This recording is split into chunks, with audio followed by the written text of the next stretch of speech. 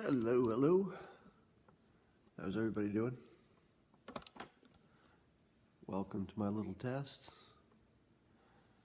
You're going to see something that no one's ever seen before. Well, no one except me and members of my startup, WenHub. Yeah, you should grab a beverage. I'm going to tell you about the story of my life. I'm going to show it to you in this little presentation behind you, but really I'm just testing the technology. I just want to see how good a picture I can get you. It's going to be kind of laggy, I think, because it's going through Apple TV and then it's going through Periscope. Hold on a second. Be right back. All right. It's hard to get the lighting right, too.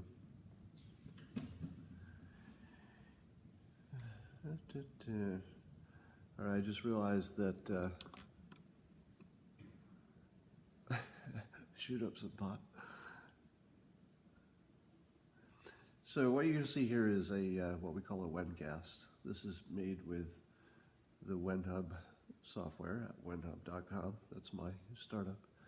And what I did was, just for a test, I wonder, is this going to show up backwards on your TVs? If it is, I'll turn the camera around. So this is sort of the story of my life with this visualization using a map type of visualization. It's not backwards, oh, okay. So one of the things that WenHub can do, and it can do a bazillion things, but it could do a story of your life in pictures in a way that you could show where you were on a map in a graphical way. I'll show you. So here's the place my mother and father met. Here's where my mother grew up, on a farm nearby. I lived near that. Need a better microphone? You know, I have a little clip on I want to try for this. There's me being born. There's where I grew up, in this little town. There's the church. There's the Wyndham ski slope right behind me. So there was a ski slope that I could see out my window. This is why I left my town. Look at the snow.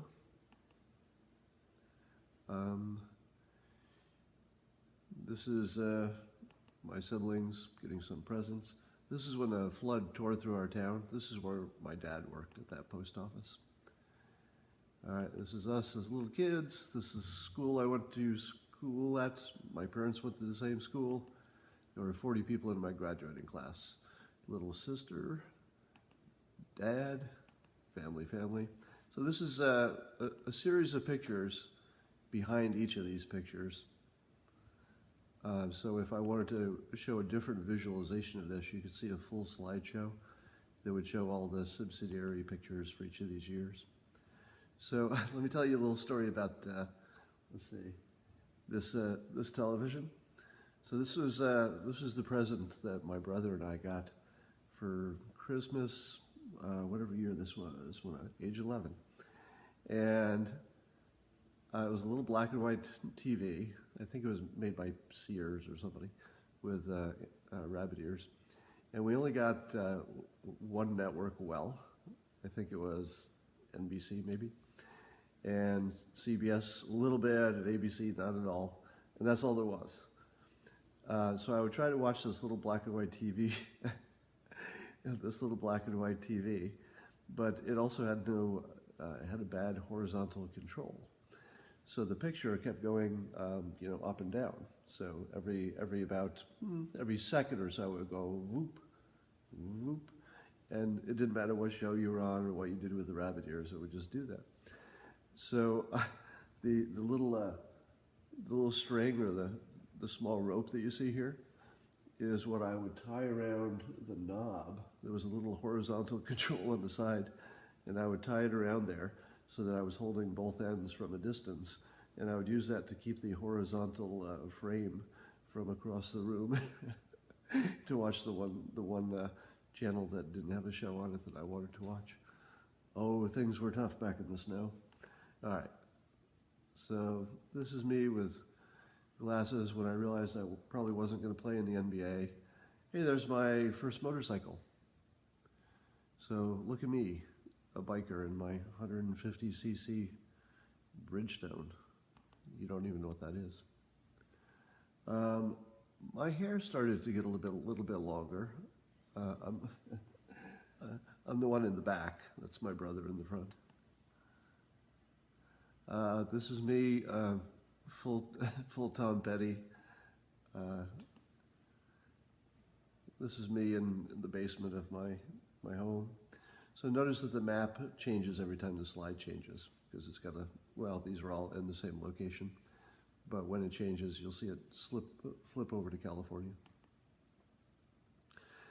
The audio is cool. All right, I'll talk up a little bit more, see if that helps. All right, that's the college I went to, Hartwood College in Oneonta, New York. That was nearby where I grew up. Here's the view from my bedroom window, not in college, but at the house I grew up. Here's me I guess on holiday back from college. Dog, sister, dad. That's my car. This car broke down on the way to Oneonta, and I almost died.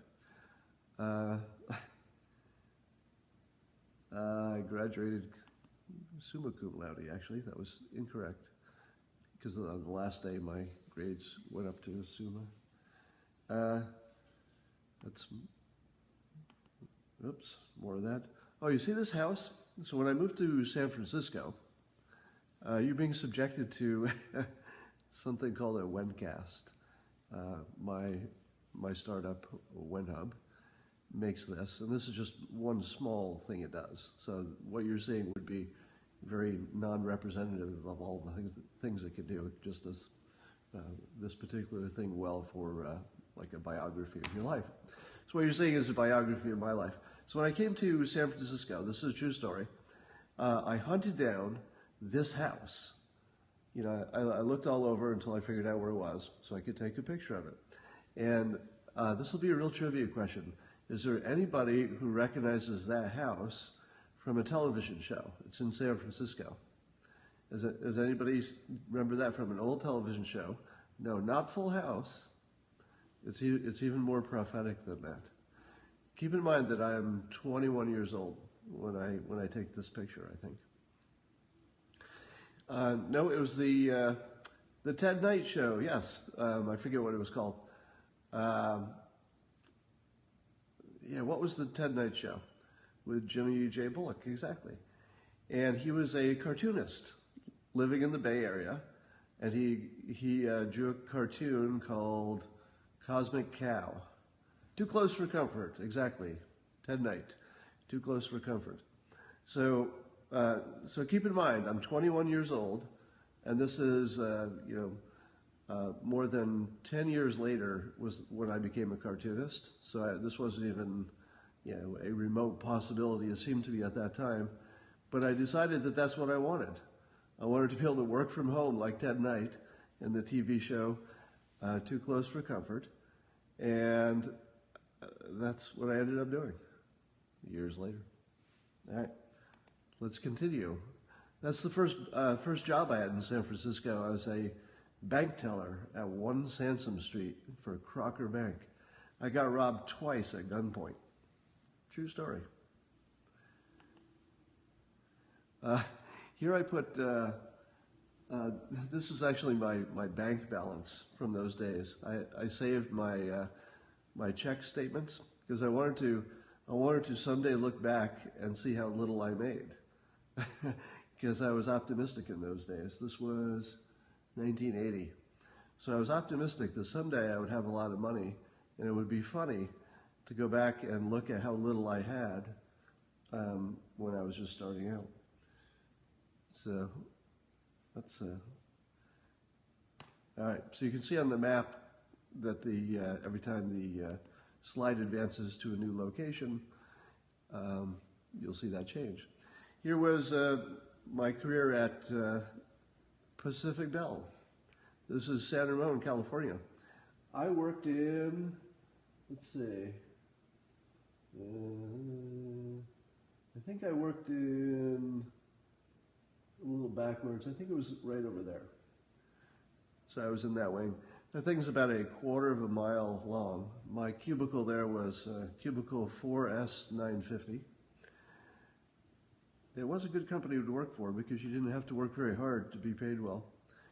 Then I moved to Alameda. You can see it on the map over there. At the South Shore Beach and Tennis Club, which used to be like a cool place, but it wasn't when I lived there. All right. So my second attempt to become a cartoonist worked out pretty well. Dilbert launched in 1989. I moved to Dublin, California. I am trying to upload my whole being onto the internet. You are absolutely right. Literally. So I live outside of San Francisco now. So this was me when things started getting going in Dilbert land. Started getting some licensed products. This was my last day working for the phone company. That's Mike Goodwin standing next to me. He's the fellow who came up with the name Dilbert. So he named him. He was my boss at Pacific Bell for a while, and then a coworker for a while. So I worked at the phone company for several years. This is my first, or one of my first offices, or I guess you call it an office, studio for drawing Dilbert. Here's some paintings my mother did. She was an artist, so I like to show the context. Dilbert got launched on the internet. That was my first big house when things started going well. This is me winning the Rubens, the top award in cartooning. This is me opening a restaurant. This is me working on the Dilbert TV show that was on UPN for 2 half seasons.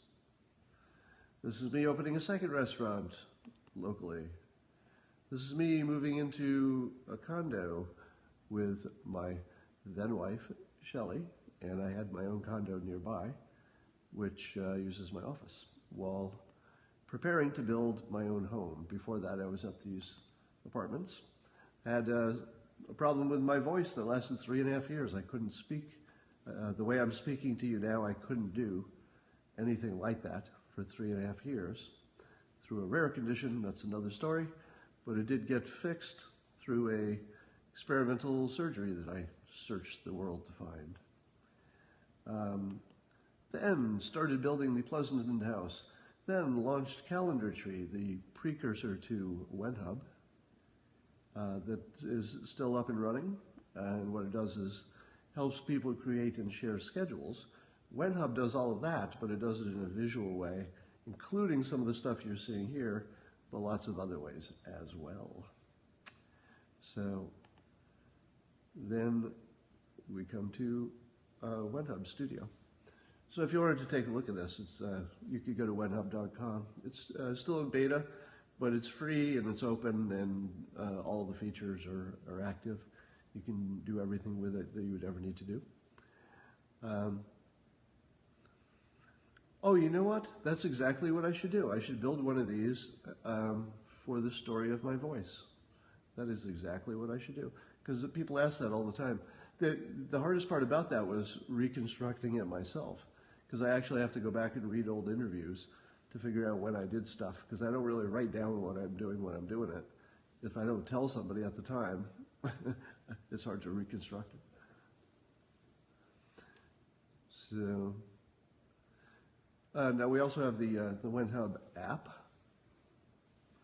for finding people. Make one for your election predictions. Yes, that is in the works. Is it on Android? So this is a desktop application, but we have an app that's a companion app that does different things than this does, but it works with it. And what the app does, it's like the Uber app, but without the Uber car. So if you and your friends, or it could be family or business people or kids or whatever, you're just trying to meet somewhere and you want to watch each other approach on a map so you know when people are coming, we allow you to do that very easily with our app.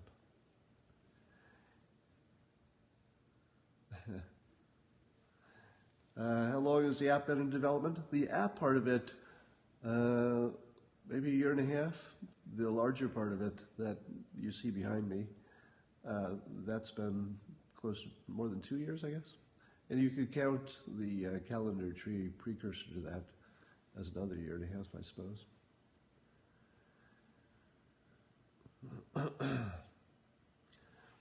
Yeah, one of the things you could do with this, let me give you an idea of just the power of this. So you could grab this and you could put it on any kind of website. So you could embed it on your own blog. You just copy the HTML to it. So it's like embedding a YouTube video, except it's a interactive visual timeline or schedule of anything you want. All right. Let me show you something. Oh. So I'm going to show you another example. So here's the studio. Yeah, it's a little wavy. And here's a list of a bunch of items. In this case, I created what you might call an itinerary of, well, not an itinerary, a course curriculum. Curriculum is the word I was looking for.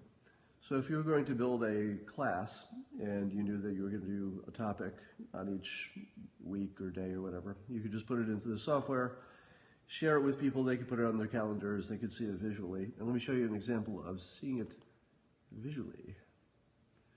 So see how this is organized as cards. So imagine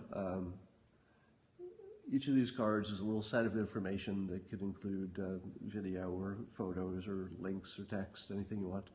So it's rich media. And so in this case, I'm showing an example of a curriculum for persuasion.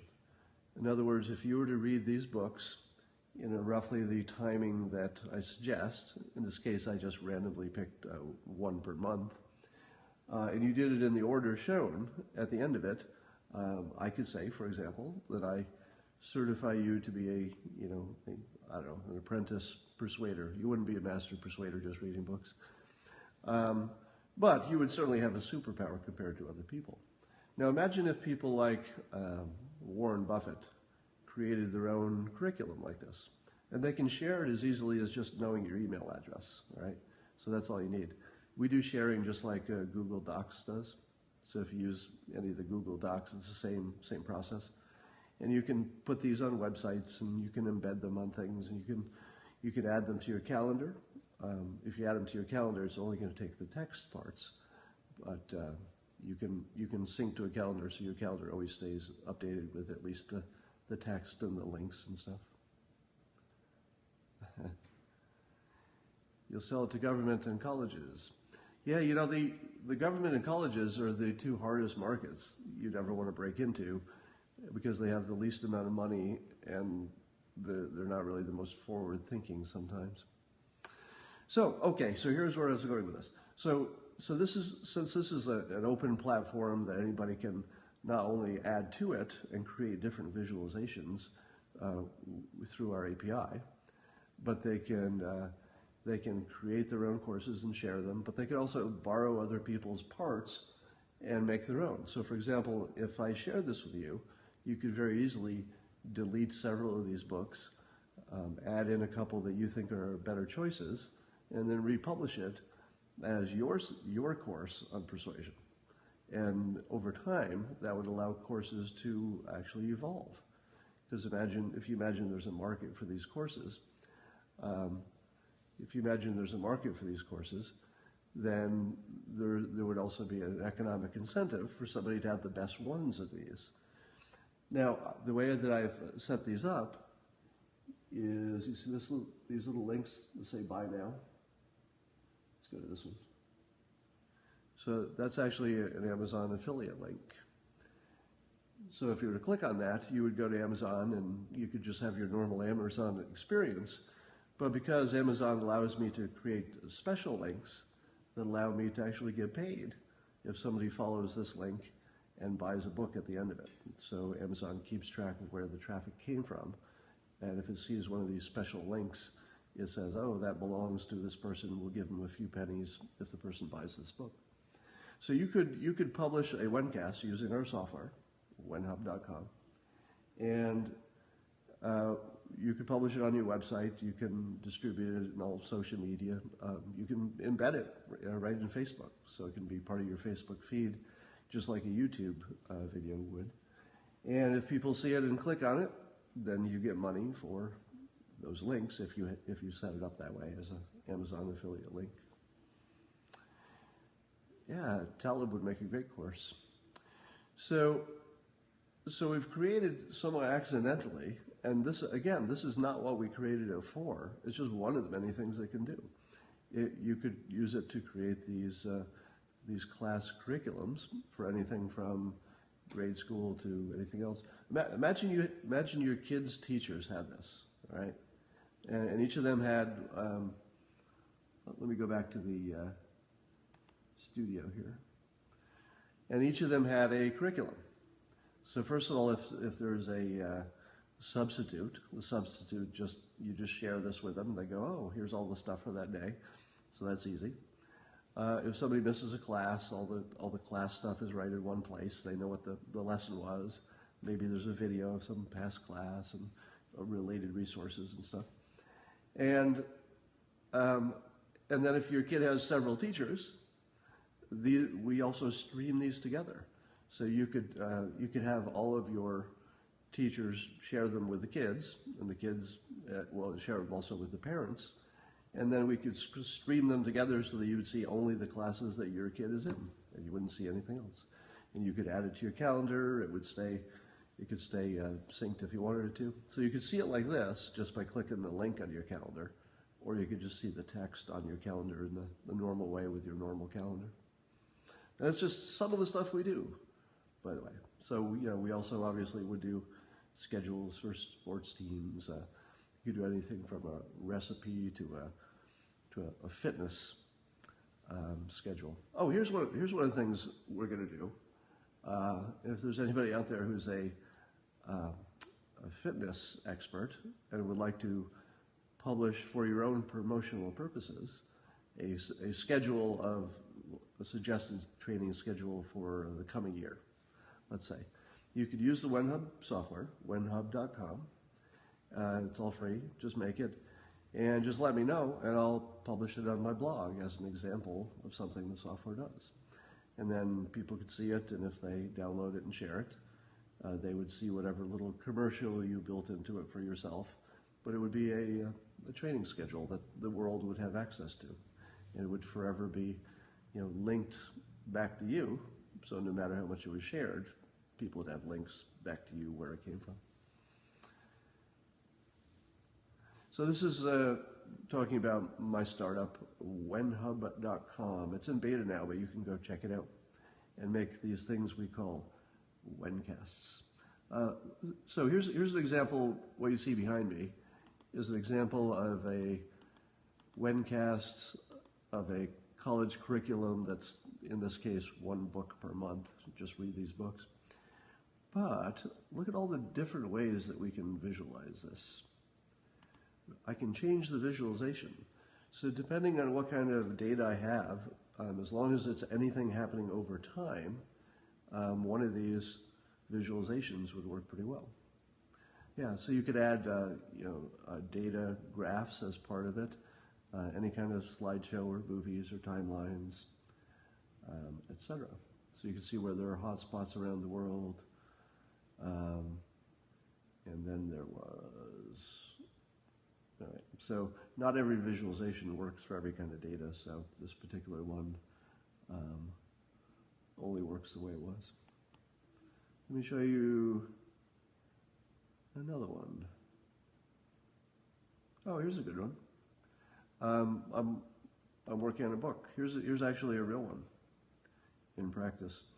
So I just agreed to do a book about my experience predicting Trump as the winner of the Trump as the winner of the election, and talking about persuasion throughout the year to people who cared about it. So as part of that book deal, there are all these deadlines I have to meet. sort of when to do a cover, when to have, you know, this part of the book, when to have a draft. And so my publisher put those together in a webcast. So here it is.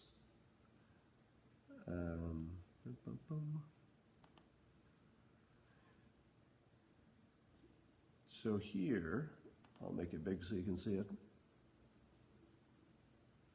So portfolio is the publisher. So here are all the steps that I have to do to get to the book. So it's by date, so there's no surprises. And once a publisher makes this kind of schedule, since their publishing dates tend to be either the spring calendar or the fall calendar, they can give the same schedule to all of their authors. And if they change it on any one of them, you know, if they change it on the master, everybody's schedule changes automatically. So everybody's connected to the master, and only the author can make changes. But you could also go the other way. You could give anyone authority to change your webcast, and then everybody is contributing. Let's say it's a calendar of events. So if you give everybody you know, permission to add things, it could be a calendar of events if you trust the people. If you trust them less, you could have them make their own webcasts and then just merge it as a stream. Doesn't make any sense to you if you don't know what a webcast is. How is it different from Gantt or Primavera? Those are probably project management things. This is not a project management tool. Yes, you could use these for your daily schedule, but you know there's a little bit of overhead involved in putting graphics in. So usually it makes more sense for something you're going to show to a lot of people over time. It makes less sense to use this tool for just the 5 things on your schedule today, because that's just text, you know, lunch with Bob, that sort of thing. So I would keep that simple if I were you. But this can be coordinated with your calendar and synced, so you can use either one, and they both stay synced together. All right, so this is the schedule for me publishing, and look, you can go all the way through the summer. I've got to have the draft in May, the final edit June 30th, and the book published at October. How can I charge for the lectures? Good question. A blockchain, how would it be integrated with a blockchain? Can I twitterize what WinHub does? Oh, you mean say it quickly? What we say is that we help you tell stories with time. Specifically, we let you visualize any events over time, either in the past, which you might call a timeline, or the future, which you might call a schedule. But we can merge them together from the past looks into the future. So for example, you could do either one, past or future. But if you were a startup and you were explaining what you've done so far and predicting what you're going to do later, you might want to put them all together, and then you could share them with anybody who wanted to see all the rich media that's behind each of these steps or each of these dates. I look shirtless. Blockchain are now programmable. All right, I'm going to have to look into that more. You want to invest, even though you don't need it. Well, we will be looking for investments. I'm not going to do an investment pitch on Periscope. I'm pretty sure that that would be illegal. But like all startups, we hope to be raising millions of dollars very soon. Charter project. Well, thank you. And the WinHub app is free as well. That's like the Uber app, but without the Uber car, just so you can see your friends approach each other on a map when you're getting together. If anybody's a serious, what they would call a qualified investor, meaning there's some kind of minimum millions of dollars that you have to have as a net worth before you can safely invest in startups. Otherwise, the the people who are less experienced and have fewer assets would be taking a big risk in this space. So I don't want to pitch it here to people who are not professional investors. But thank you for even thinking about it. How does it's WhenHub is the name of it. Two words stuck together, WhenHub.com. And when you see it, you'll see that both the app, which is different from the studio part, but they're integrated. They both have almost infinite.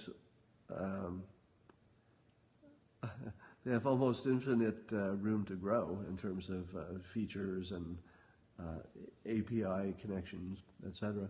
So when you dig into it a little bit, you'll see that the number of ways to monetize it are almost astounding, really. Well, thank you. If anybody's serious about that, they should tweet me, but I won't. I'm not going to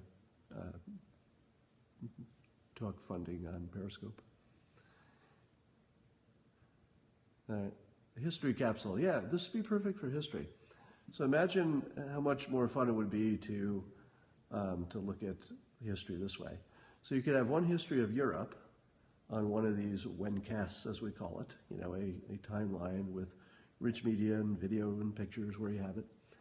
And then you could say, all right, here's the history of Europe, and let's look at the same time frame and see what was happening in, say, Japan or China. So you could see, you know, the same time, just streaming them together. And these are just temporary streams, just so you can visualize it that way.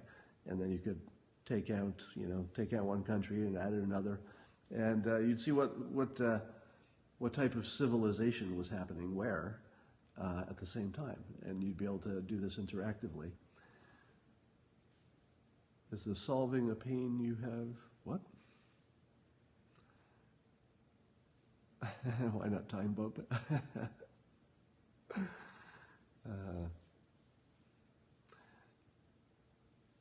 The pyramids timeline. Oh, that would be interesting. Yeah.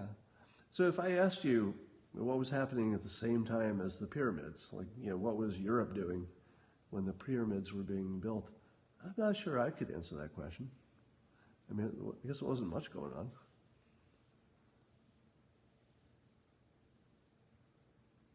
The timeline of the Trump win. Yeah, let me show you some others. So some of them are professionally made.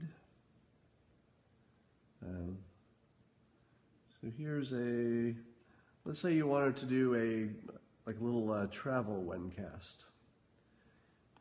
And here's one that somebody made for Barcelona. So now, in this case, these are just destinations in a city, so the dates are less important. But if you wanted to organize, you know, what's the best order to do these things, you could put them in here, and then anybody could click on any one of these cards, and it opens up, and it becomes everything from text to maps to, you know, blow up pictures. So you could build like a little travel itinerary and then share it with somebody. And then somebody could say, hey, I like half of those things, but I'll just delete half of them, put in a couple that are mine, or borrow a couple from somebody else's webcast, and build my own little travel itinerary. And it would be rich media like this, and you could go through it and see. Now this is, remember I said this is one visualization.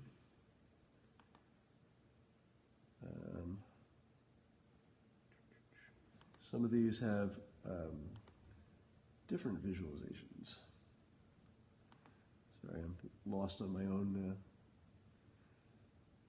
Let me get rid of a few windows.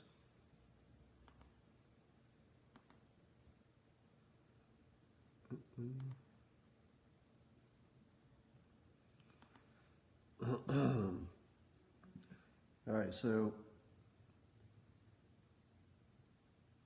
I'm going to go here in a minute, but here's some example ones that you can look at that have There's a Star Wars movie one, kind of relevant. So you see various Star Wars things happening over time.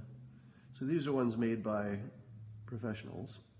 Now in this case, it's a scrolling timeline, but within them you can click the video, because these are little embedded videos, and watch the trailer for it and stuff like that. We'll turn that off. All right, I gotta run. See you guys later. Bye.